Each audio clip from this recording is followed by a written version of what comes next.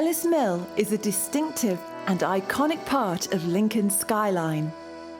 It was built in 1798 above the steep slopes of Lincoln Edge to catch the prevailing wind. It fell out of use during the Second World War and was restored to working order by the Civic Trust in the 1970s. Mill started way back. People just rubbed two stones together to make flour. It was very slow, it was very difficult, and so they invented a rotary quern, which was just like this, except on a much smaller scale, done by hand. Women's work, two women working at the mill, one should be taken and the other spared. That's biblical. And the mother used to turn the handle of the quern, and her daughter fed the grain down the hole in the middle. So the daughter fed the grain down, and the thing that feeds it in today, in a mill like this, is still called the damsel. So the damsel is still feeding the grain in. That was very slow and tedious. So they invented water mills, but in lots of places there was no water, or not enough water, no big hills. That's why on this side of the country you get lots of windmills where there's not so much rain and not big hills. On the west side of the country, big mountains, lots of water, not so many windmills over there. So that's why windmills developed, and particularly on the east side of the country. First one we know about was at Weedley in Yorkshire in 1185. And very shortly after, in 1241, there was a windmill in Lincoln. I'd love to tell you it was this one, but we don't know which one it was because there were quite a lot. But certainly in 1241 there was a mill, and that was before the cathedral was even finished. They hadn't even started the angel choir. So we were here a long way back. In this part of Lincoln there was a mill here, not necessarily this one. As the population grew and grew and grew, you needed more and more windmills to supply the grain for the people. Bread was the staff of life. People ate bread. Back in 1551, there was a great famine and destruction of the whole people of the city of Lincoln because there was no wind for 5 weeks or more. No wind, no power, no flour, no bread, empty bellies. And people ate hardly any cheese or meat or things like that. The poor ate bread. No wind, no power, no flour, no bread. This record from 1551 describes such an event happening in Lincoln. In consideration that there hath been a great lithe and no wind for 5 weeks or more, whereby the bakers and other persons could not get any corn ground at the windmills, and so could not bake any bread for the sustentation of the king's people. And some persons in consequence get their wheat ground at one horse mill, and some at another, and upon querns, as hath seldom been seen within the city. And by reason of such scarcity, some in the beginning bought horse bread to eat, but at length could not get any of the same, to the great famishing and destruction of the whole people of this city, especially of the poor. It is ordered that the bakers shall bake their bread after the assize of 24 shillings the quarter of wheat, and speedily provide carts or horses to send their wheat and other grain to be ground at watermills in the countries. So windmills had their faults, the biggest one being that if there's no wind you can't run the thing, and we experience that even today. We make a lot of flour and then the wind may not blow for weeks and we run out before the wind blows again.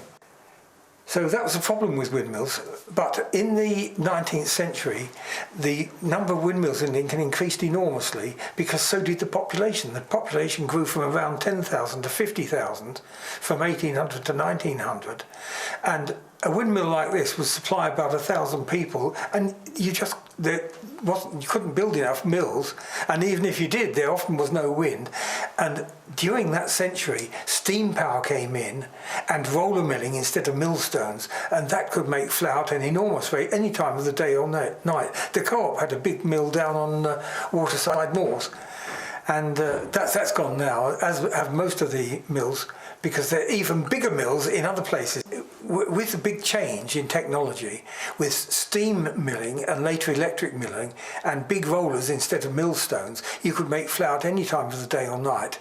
And of course people didn't want to wait for a windmill. If there was no flour to be had at the windmill, everyone went off to the Co-op or the other mills in the town.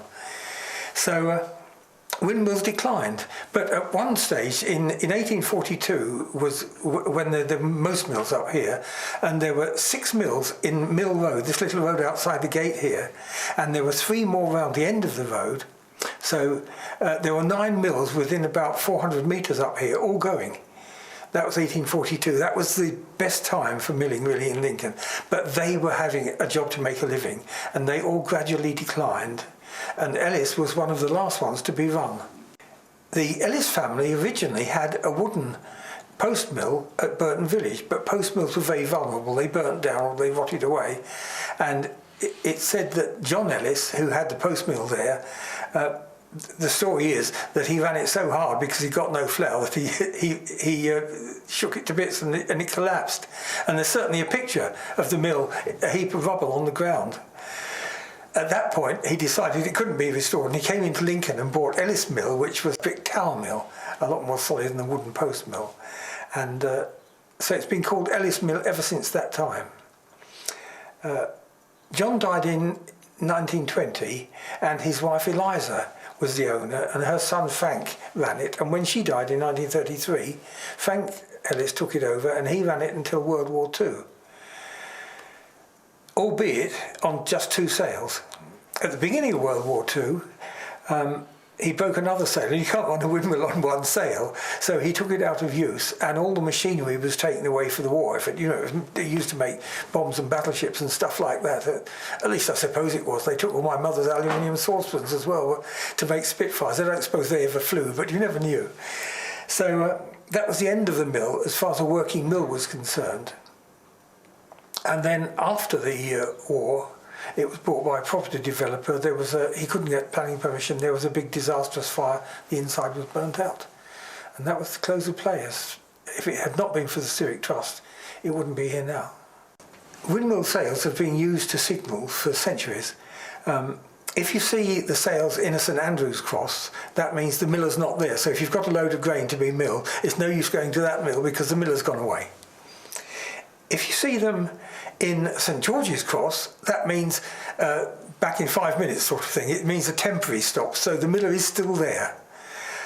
If you see the sails where they're just before top dead centre, that's a happy occasion, like a wedding or a christening or something like that. And if you see them just after top dead centre, just passed over, that's the funeral. And we still do it. We did it for the royal wedding.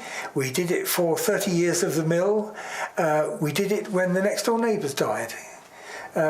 We did it when one of our millers' mothers died, because it's a respectful thing to do to show. So there are happy times and sad times, and we put the sails in that position. I don't suppose anyone in Lincoln, except the immediate neighbours, realise what we're doing, but it's just a nice mark of respect.